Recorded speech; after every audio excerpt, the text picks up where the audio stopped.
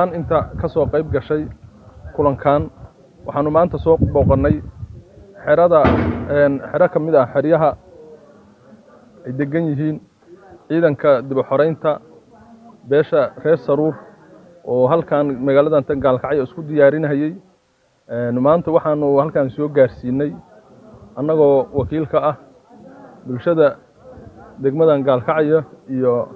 beesha ku abtirsata ee Sacad waxaanu soo gaarsiinay beesha reer Saruur deeq xoolo ah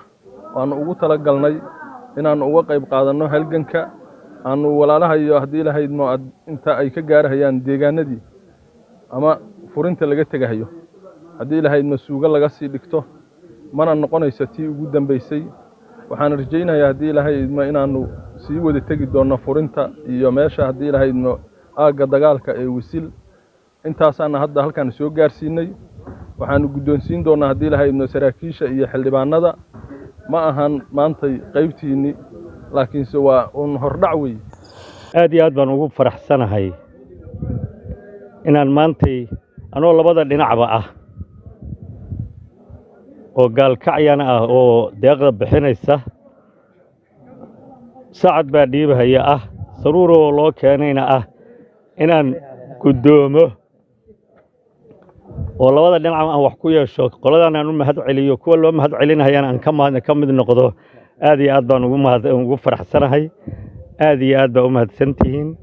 deeq badan oo aan lala daahin oo tiro badan oo aad iyo aad ah baadna soo gaarsiiseen waa idinka guddoonnay sidaad noo sheegteen muxuu ahaayay waad ka cudur daaranayseen inay yar tahay lalana daahay 70 aad wadaan